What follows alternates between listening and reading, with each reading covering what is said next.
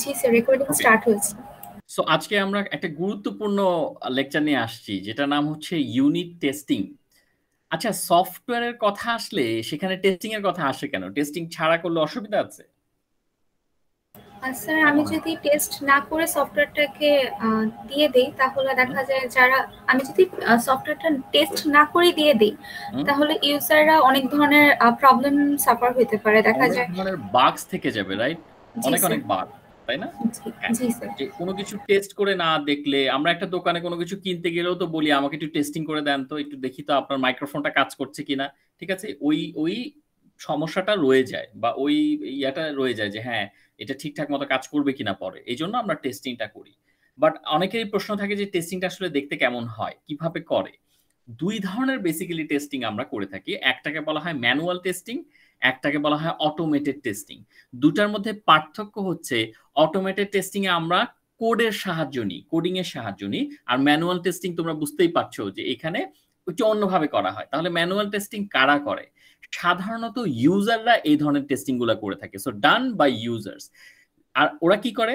Refers to using the software and identifying the problems. So ইউজাররা সাধারণত কি করে, যখন সফটওয়্যারটাকে তারা ইউজ করছে, তারা সেখানে অনেকগুলো বাগ পায়। কিন্তু তারা তো আর মানে ওইভাবে হয়তো বা তারা, তাদের মধ্যে একটা ম্যাক্সিমাম পোর্শন হয়তো কোডিং পারে না, বা তাদের এটা করার কথাও না, তারা তো ইউজার, তারা টেস্ট তৈরি করবেই বা কেন।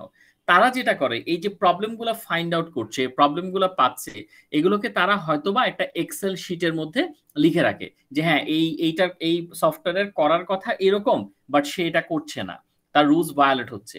ঠিক আছে, অথবা সিমিলার কিছু টুলস এক্সেল শিটেও তারা লিখে রাখতে পারে, অথবা সিমিলার কিছু টুলস এর মাধ্যমেও তারা এই এই প্রবলেমগুলো ট্র্যাক করতে পারে। সিমিলার টুলস বলতে কি, যেমন স্ন্যাপশট, স্ক্রিনশট, এগুলো করে করে আমরা একটা জায়গায় রেখে দিতে পারি, হ্যাঁ এই সফটওয়্যারটা দেখেন এরকম একটা আচরণ করছে, এই সফটওয়্যারটা এরকম করার কথা না। ঠিক আছে, সো এক্সেল এর মধ্যে টুকে রাখতে পারে, অথবা স্ন্যাপশট, স্ক্রিনশট, এই জিনিসগুলো তারা নিয়ে রাখতে পারে। এগুলো হয়তো পরবর্তীতে তারা কি করবে, যা যেই টিমটা এটা দায়িত্বে ছিল, ইউজার কিন্তু নর্মাল পিপল, সো যেই টিমটা এই সফটওয়্যারটা ডেভেলপের দায়িত্বে ছিল, তাদেরকে ওরা পাস করে দিবে যে দেখেন আপনাদের সফটওয়্যারে এই এই এই প্রবলেম আছে, আমি টুকে রেখেছি। তো এগুলো হচ্ছে একেবারেই ম্যানুয়াল সিস্টেম, এখানে কোনো কোডিং এর কিছু নাই, ইউজারকে বসে বসে নিজেই নিজের জিনিসগুলোকে সাজাতে হবে। সো এখন এই টেস্টিং করে তো আর মানে এটা এরকম কয়টা টেস্টিং তারা করবে? ঠিক আছে, এই আর এই টেস্টিং তো এটা একটু কেমন ওল্ড টেস্টিং। সো এখন ওইটার ক্ষেত্রে আমরা যে টেস্টিংটা, অ্যাকচুয়াল যে টেস্টিং এ আমরা ফোকাস করি, সেটা হচ্ছে অটোমেটেড টেস্টিং। অটোমেটেড টেস্টিং সাধারণত ডেভেলপমেন্ট টিম, যারা ডেভেলপার্স এবং যারা টেস্টার্স, এদের নিয়ে এই টেস্টিংটা তৈরি হয়, কারণ এখানে কোডিং এর ব্যাপার থাকে। So testing, developer, tester, developer, তারা হচ্ছে একেবারে রিলেটেড টু ইট। তারা কি করে? Refers to writing and running test cases and to identify problems. এখানে তারা যেটা করে, তারা লেখে, কোড করে করে টেস্ট কেস বানায়। এখন তোমরা হয়তো বলতে পারো যে দেখতে কেমন, এইটার আমি তোমাদেরকে একটা ভিডিও আমি আমি রেডি করেছি, আমি তোমাদেরকে দিয়ে দিব যে দেখতে কেমন হয় টেস্টিংটা, যে কোড করে করে যে লেখে, এই টেস্টিংটা দেখতে কেমন হয়, এটা আমি তোমাদেরকে দিয়ে দিব। সো তারা যেটা করে, এই ডেভেলপার টেস্টটা তারা কোডিং করে টেস্ট কেস তৈরি করে, এবং ওই টেস্ট কেসের কাজই থাকে হচ্ছে বিভিন্ন ছোট ছোট মেথড, ব্লক, এগুলোকে টেস্ট করা। এগুলো আমরা আস্তে আস্তে সামনের দিকে যখন যাব তখন দেখব। তো এই টেস্টিংটা, অটোমেটেড টেস্টিংটা অনেকগুলো ওয়ের মাধ্যমে করা হয়, যেমন আমরা অনেকগুলো লাইব্রেরি ইম্পোর্ট করে করতে পারি, can be done in many ways. Testing এর অনেকগুলো লাইব্রেরি ইম্পোর্ট করে আমরা এই কোডিং গুলা করতে পারি। অথবা অনেকগুলো অটোমেটেড টেস্টিং টুলস আছে, যেখানে আমরা হয়তো মানে কোডের মাধ্যমে যেই টুলগুলোকে ইউজ করে করে আমরা এই টেস্টিংটা প্রিপেয়ার করতে পারি। ঠিক আছে, এটা অটোমেটেড টেস্টিং টুলস। সেখানে আমরা কিছু জিনিসপত্র করে আমরা এটাকে সুন্দর মতো টেস্ট করার জন্য উপযোগী টুলে পরিণত করি। সো বোঝা যাচ্ছে যে দুইটার অ্যাকচুয়াল পার্থক্যটা আসলে কোথায়, ম্যানুয়াল আর অটোমেটেড টেস্টিং এ। জি sir. Okay, so basically coding, non coding, এরকম একটা জিনিসই আমরা যদি বার্ডস আই ভিউ থেকে দেখি, তাহলে পরে আমরা এখানে বুঝতে পারছি। আচ্ছা, তো এখন আমরা একটু ম্যানুয়াল টেস্টিং এর চেহারাটা দেখে আসি। সো এই যে ম্যানুয়াল টেস্টিং এক্সাম্পলে ওরা একটা এক্সেল ফর্মে আমাদেরকে স্ক্রিনশট তুলে দিয়ে দিয়েছে। এখন এখানে আসলে এই টেস্টিংটা কিভাবে করা হচ্ছে, এটা একটা নর্মাল ইউজার, সে এত কিছু জানে না, কোডিং টোডিং অত কিছু জানে না, সে নর্মাল ইউজার। সো সে প্রত্যেকটা টেস্টের ক্ষেত্রে কিছু আইডি দিয়েছে, যে ধরো টেস্ট 1, টেস্ট 2, এরকম কিছু একটা আইডি দিয়েছে। তো সে কি করতে চাচ্ছে, সে সে তার টেস্টিং হচ্ছে check customer log in with valid data. তার কথা হচ্ছে যে কাস্টমার যদি ভ্যালিড ডেটা দেয়, তাহলে কি হওয়ার কথা ছিল। তাহলে এক্সপেক্টেড রেজাল্টটা কি ছিল? User should log in into application. তার মানে একটা ইউজার জানে যে সে যদি ভ্যালিড ডেটা দেয় তাহলে সে লগ ইন করতে পারবে, সে যদি ভ্যালিড ডেটা না দেয় তাহলে সে লগ ইন করতে পারবে না। নর্মালি এটাই তো আমরা তো তাই করি না? একটা সফটওয়্যারে আমি জানি না যে আমি যদি একদম ঠিকঠাক ইউজার নেম পাসওয়ার্ড দিই তাহলেই আমি লগ ইন করতে পারবো, রাইট অর রং? জি স্যার। রাইট। কিন্তু যদি সেটা না পারি, আমি ঠিক ইউজার নেম দিলাম, ঠিক পাসওয়ার্ড দিলাম, কিন্তু আমার কোনোভাবে লগ ইন হচ্ছে না, তো সেটা তো একটা বাগ নাকি? তো সেই বাগটা আমি নিয়ে যাব হচ্ছে টিমের কাছে, যে দেখেন আমি একদম সব ঠিকঠাক মতো দিয়েছি, এটা কাজ করছে না।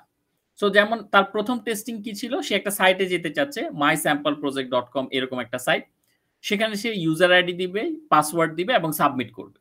তো তার জন্য এক্সপেক্টেড রেজাল্ট কি? সে user should log in into application, সে লগ ইন করতে পারবে, এই কয়টা জিনিসপত্র দিলে সে লগ ইন করতে পারবে। ঠিক আছে, এটা হচ্ছে তার এক্সপেক্টেড রেজাল্ট।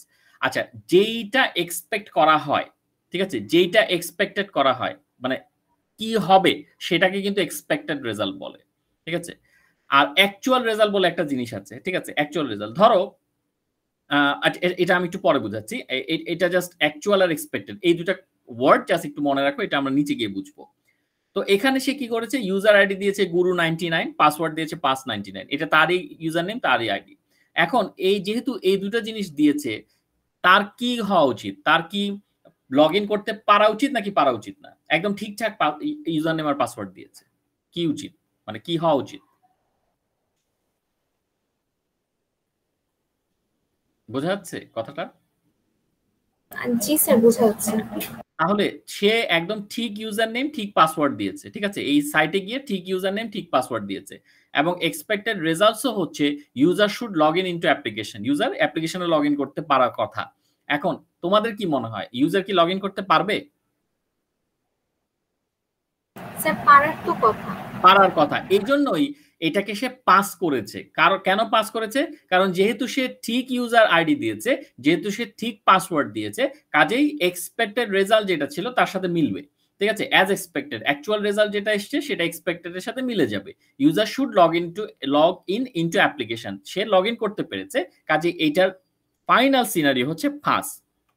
এখন কি হতো যদি সে একই কেসে ডিফারেন্ট ইউজার নেম পাসওয়ার্ড দিত, যেটা তার অ্যাকচুয়াল পাসওয়ার্ড না? ফর এক্সাম্পল, ইউজার আইডি দিয়েছে গুরু99 কিন্তু পাসওয়ার্ড দিয়েছে গ্লাস99, হুইচ ইজ রং। সো এক্ষেত্রে কিন্তু তার এক্সপেক্টেড রেজাল্ট হওয়ার কথা কি, user should not log in to the application, should not log in into application.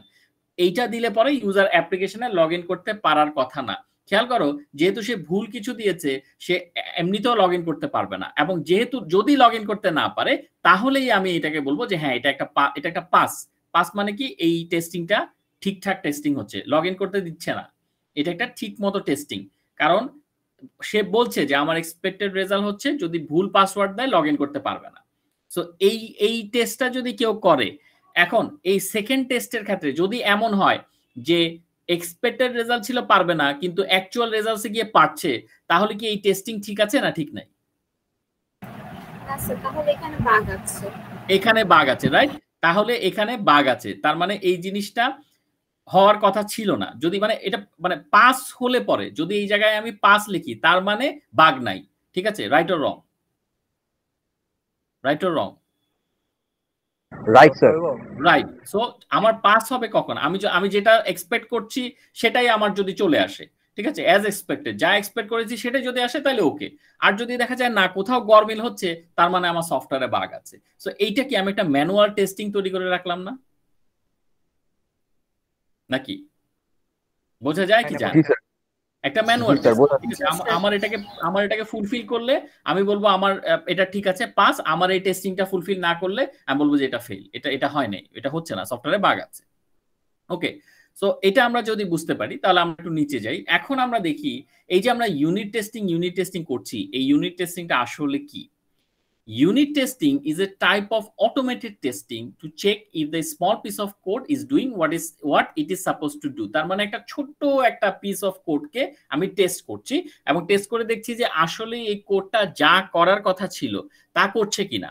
ঠিক আছে, এটাকেও যদি আমি এখানে যে জিনিসটা লিখলাম এটাকেও যদি আমি একটা কোডে কনভার্ট করি তাহলে আমি দেখতাম যে আমার আউটপুট মিলছে কিনা, যেটা আসার কথা ছিল এবং যেটা আসছে তারা কি মিলছে কিনা। না মিললে পরে প্রবলেম, মিললে পরে ওকে। আচ্ছা, তো এখন এরপরে কি লিখছে দেখি, unit testing checks a single component of an application, the components আর মেথডস অর ফাংশনস। তার মানে এই যে আমরা এত বড় বড় কোড লিখি সেখানে তো অনেকগুলো মেথড থাকে, তো তারা কি করে ইউনিট টেস্টিং এ ছোট ছোট মেথড ধরে ধরে ধরে ধরে টেস্ট করে, যে এই মেথডটা দেখেন তো ঠিক আছে কিনা, এই মেথডটা পারফর্ম করছে কিনা, অমুক মেথড ঠিক আছে কিনা, এরকম ছোট ছোট মেথড নিয়ে তারা টেস্টিং করে। আচ্ছা, পুরোটা টেস্টিং করলে কি সমস্যা? একবারে বড় জিনিস টেস্টিং করা ভালো না? ছোট ছোট পার্ট করলে তো আবার প্রবলেম হয়ে যাচ্ছে। কেন? পুরোটা করলে কি অসুবিধা? স্যার পুরাটা একসাথে যদি করি তাহলে কোথায় ভুল হয়েছে ওইটা ট্র্যাক করাটা খুব টাফ। আচ্ছা, মানে ছোট ছোট জিনিস নিয়ে কাজ করলে পরে জিনিসটা ভালো ভালো আমরা বুঝতে পারি, রাইট, যে কোথায় কি হচ্ছে। পুরো একটা এত বড় জিনিস, মানে বড় জিনিস নিয়ে কাজ করা তো আসলে সবসময় ডিফিকাল্ট হয়, ঠিক আছে, বড় সফটওয়্যার নিয়ে কাজ করা ডিফিকাল্ট হয়, হ্যাঁ, যেগুলো বড় বড় প্রজেক্ট। আচ্ছা, the scope of unit testing is narrow, এটা খুব স্বাভাবিক, কারণ এটার স্কোপটা তো ন্যারো হবেই, যেহেতু ইট covers the unit or small piece of code under test. ছোট ছোট কোড নিয়ে কাজ করে, তাহলে তো স্কোপ তো খুব বেশি বড় হওয়ার কথা নয়। স্কোপ, আচ্ছা, আমরা যে জাভায় স্কোপ নিয়ে কিছু পড়েছিলাম, জাভায় মনে পড়ে আমরা যে স্কোপ স্কোপ বলতাম? স্যার মনে নাই আসলে। মনে নাই? আচ্ছা, ঠিক আছে, তাহলে এটাকে আমরা ওইভাবে না চিন্তা করি, আমরা একটু দেখি যে এটা যেহেতু ছোট ছোট কোড নিয়ে কাজ করে, তা কাজে এটা খুব একটা বড় যে এরিয়া তা না, এটা একটা ন্যারো জিনিস আর কি। দেয়ারফল while writing a unit test shorter codes are used that target just a single class.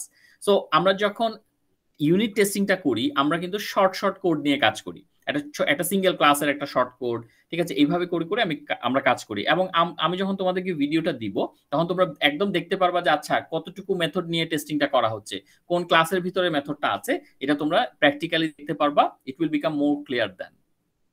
আচ্ছা, সো এটা হচ্ছে ইউনিট টেস্টিং এর কিছু ছোটখাটো কথাবার্তা, ছোট ছোট জিনিস নিয়ে টেস্ট করাটাই হচ্ছে ইউনিট টেস্টিং। সাধারণত মেথড গুলাকে ওরা বলছে যে একটা ক্লাসের মেথড গুলাকে যদি আমরা টেস্টিং করি তাহলে এটাকে ইউনিট টেস্টিং এর মধ্যে ফেলা যায় আর কি। আচ্ছা, so unit testing comes under white box testing type. আচ্ছা, আমার প্রশ্ন হচ্ছে ইউনিট টেস্টিং কে হোয়াইট বক্সের সাথে ম্যাপ করা হচ্ছে কেন? হোয়াইট বক্স মানে কি? আমরা তিন ধরনের বক্স পড়েছিলাম, black box, grey box, white box. White box মানে কি?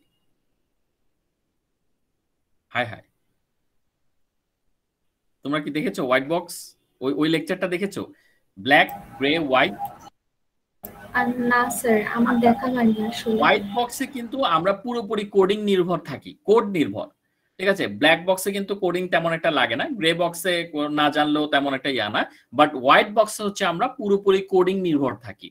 সো এক্ষেত্রে ইউনিট টেস্টিং এ যেহেতু আমাদেরকে কোড লিখতে হয়, কোড লিখে টেস্টিংটা করতে হয়, কাজে কিন্তু এটা হোয়াইট বক্সের সাথে রিলেটেড। এইটাকে আমি রেফার করব আমার সফটওয়্যার টেস্টিং লাস্ট লেকচারটা দেখার জন্য, লাস্ট লেকচারের আগের লেকচার আসলে, ঠিক আছে। লাস্ট লেকচারে তো অন্যান্য টেস্টিং এর কথা বলা হয়েছে, সো লাস্টের আগের লেকচারটা, সেকেন্ড লাস্টটা দেখার জন্য, তাহলে তোমরা এটা নিয়ে ক্লিয়ার হবা।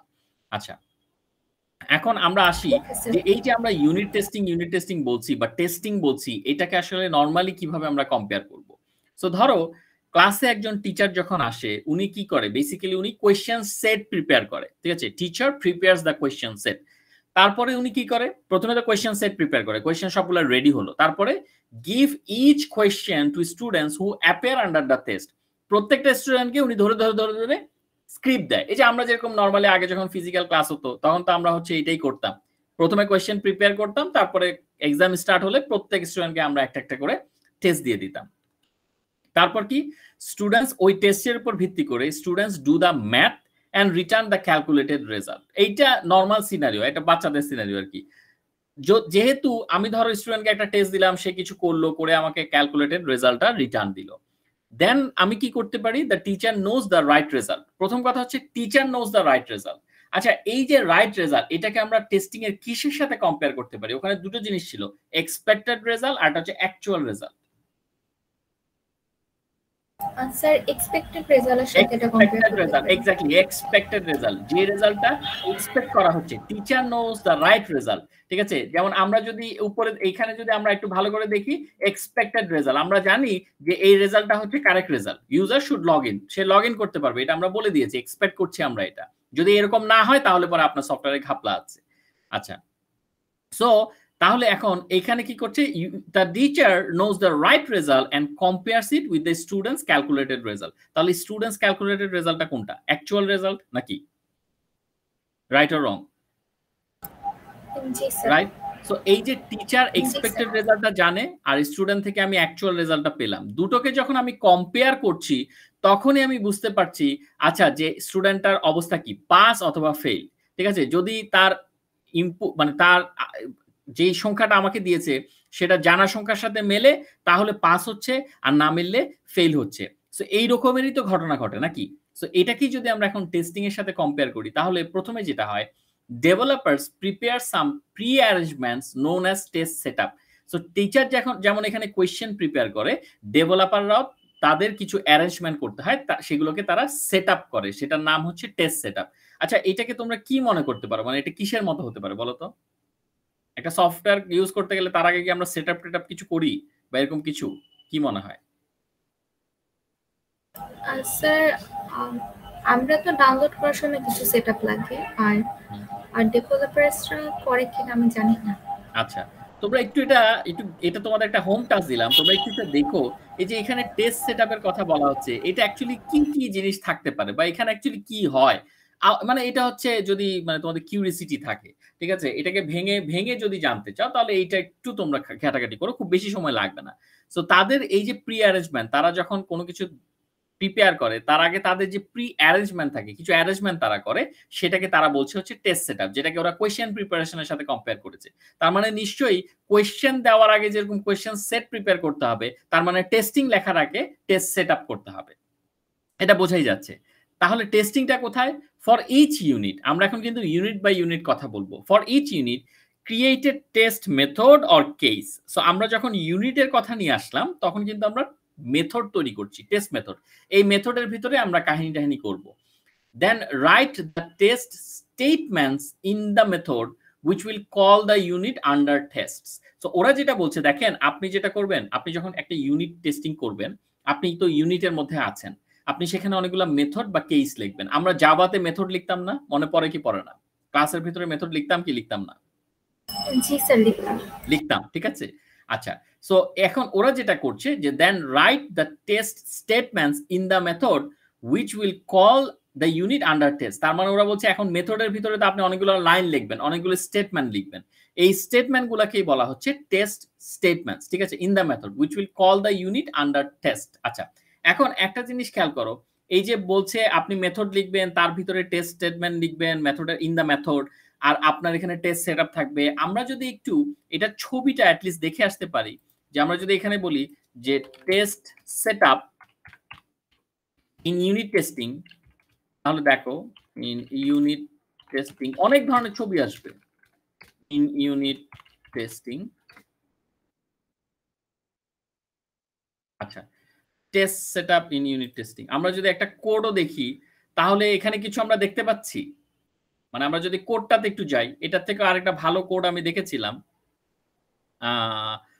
Test setup in unit testing, okay, কোথাও একটা বেশ ভালো জিনিস আমি দেখেছিলাম, যাই হোক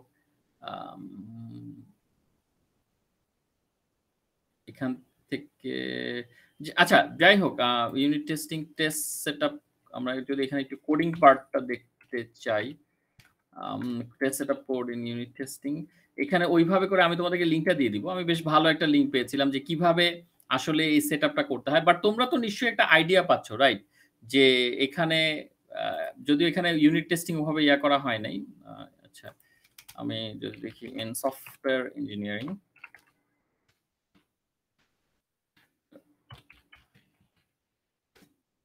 তাহলে হয়তো আমাদেরকে ইয়া করতে পারে, সফটওয়্যার ইঞ্জিনিয়ারিং,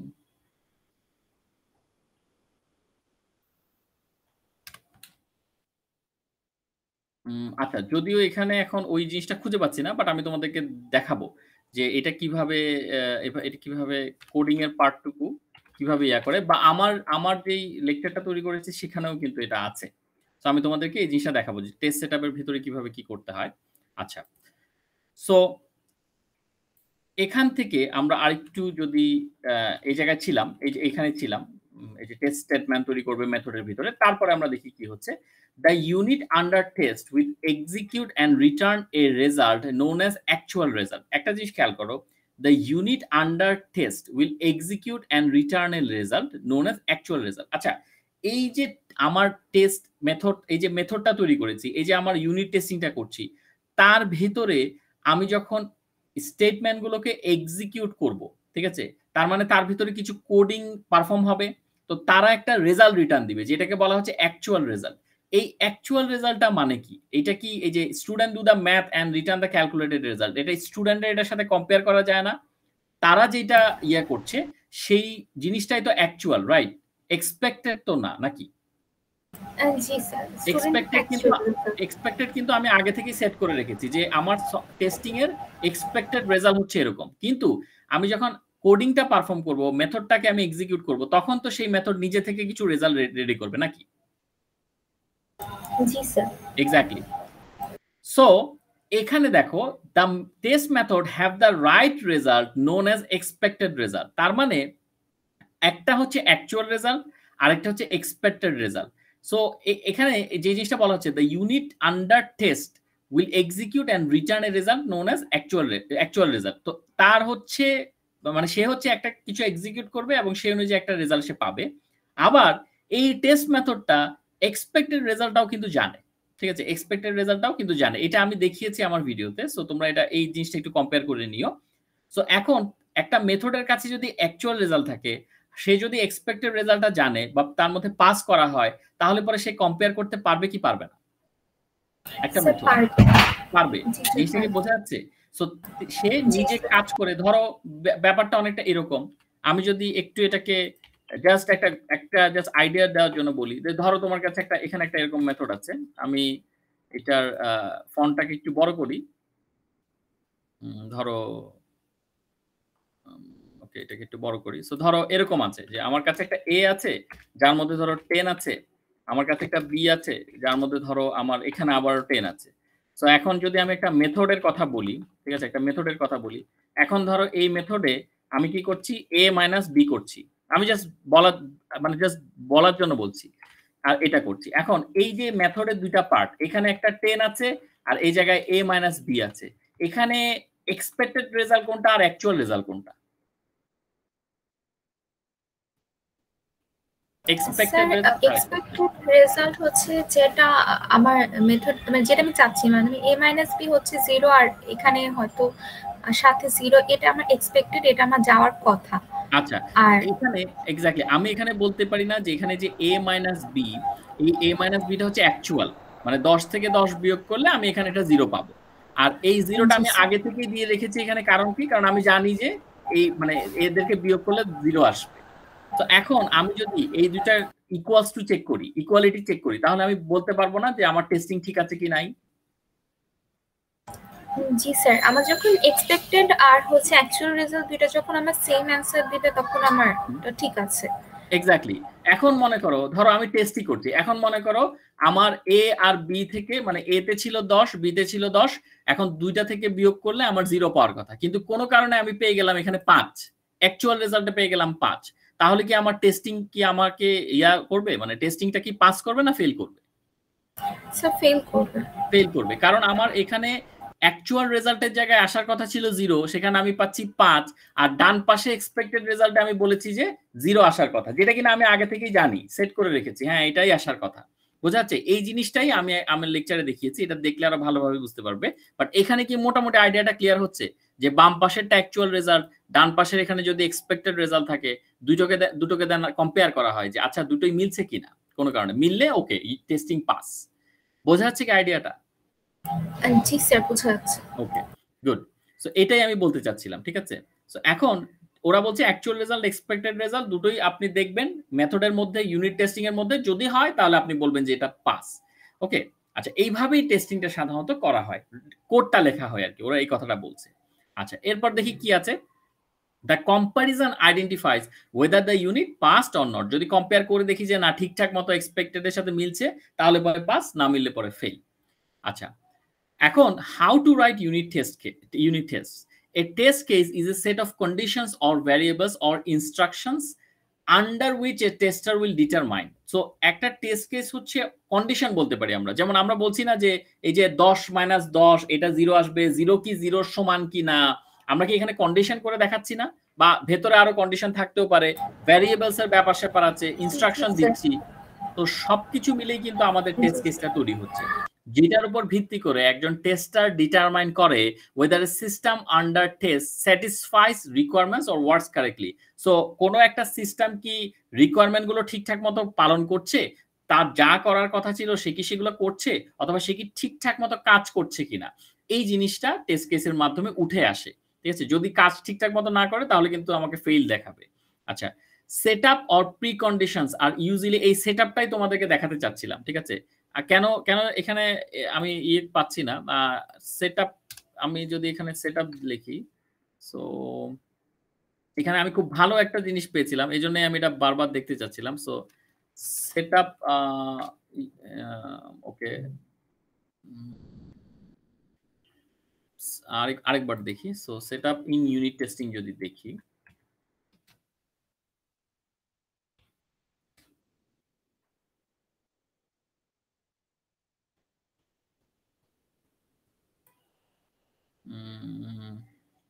আচ্ছা এই যে এটা মনে হয়, আচ্ছা কিছু একটা দেখতে পাচ্ছ, মানে এই আমি জাস্ট এটাই বলছি না, আপনার পরিস্থিতিও থাকার কথা। কিসে থাকার কথা? জি স্যার, দেখা যাচ্ছে। দেখা যাচ্ছে না? সো আমি বলছি না যে এটাই ঢুকেছেন, এটা তো আপনার ব্রাউজিং হিস্ট্রি। হ্যাঁ তাই তো, হ্যাঁ মানে বুঝতে পারছি আমি তুমি কোনটা কথা বলতে স্যার, দেখা যাচ্ছে। হ্যাঁ ওকে, সো ওইটাই মানে এই ধরনেরই কিছু একটা আর কি। ঠিক আছে, সো এই ধরনের মানে কিছু একটা আমি জাস্ট মানে দেখানোর জন্য ইয়ে করছি আর কি, তোমাদেরকে বলছি। আমি বলছি না যে এরকমই কিছু একটা, সো এই ধরনের কোনো কিছু দিয়ে মানে এরকমই কিছু একটা হয়। আমি এটাকে আরো ইলেবরেটলি দেখাবো। সো ওরা যেটা বলছে এখানে যে setup or preconditions are usually defined as a separate property of the test case. ঠিক আছে, সো এই যে সেটআপ বা প্রিকন্ডিশন এগুলোকে কিন্তু আমরা আলাদা প্রপার্টি হিসেবে চিহ্নিত করি। ঠিক আছে, আলাদা প্রপার্টি, টেস্ট কেসের একটা আলাদা প্রপার্টি হিসেবে আমরা চিহ্নিত করি, এবং generally written under the setup method. এটা কিন্তু সেটআপ মেথড না, সেটআপ নামে একটা মেথড থাকে, এই সেটআপ মেথডের ভেতরেই লেখা হয়। এই জিনিসটা হয়তো তোমরা কাজ করতে গেলে কখনো দেখবা। ঠিক আছে, আচ্ছা এখানে আরো কি বলছে, instructions or statements written in the test method. So instruction statement এগুলো তো থাকবেই, আমরা তো এখানেও স্টেটমেন্টের কথা বলেছি।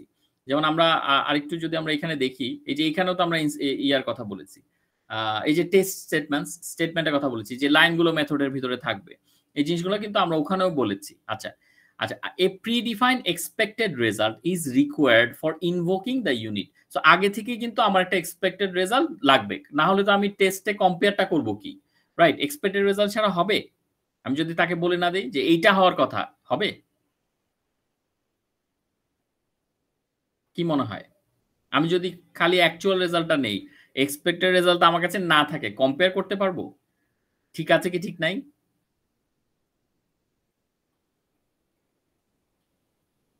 বোঝা যাচ্ছে? না স্যার। Okay good. সো এইগুলোই ছিল আসলে আজকের লেকচার। খুব বেশি যে আহামরি কিছু, খুব বেশি যে বড় কিছু তা না। আমি এক্সপেক্টেড রেজাল্ট ছাড়া বুঝতে পারবো না। এক্স্যাক্টলি। সো এটাই ছিল আজকের এই পুরো লেকচার। খুব বেশি বড় কিছু যে তা না, কিন্তু এটা হচ্ছে তোমরা কখন বুঝতে পারবে, এই যে আমি তোমাদেরকে জাস্ট ইয়াটা দেখাই, এটা আরো আরো ভালোভাবে হয়তো তোমরা ধরতে পারবে হচ্ছে আমি যদি তোমাদেরকে বাক্স থেকে ইয়াতে দেখাই, টেস্টিংটা আমি করে দেখিয়েছি। সো সেটাই আমি একবার একটু দেখিয়ে দিচ্ছি। তোমরা যাবে হচ্ছে 7 এর এই যে এখানে, যে how to right unit test case in PHP. ঠিক আছে, তো তোমরা যদি এখান থেকে ইয়া করো, আমি জাস্ট কোডের ইয়াটা একটু দেখাই।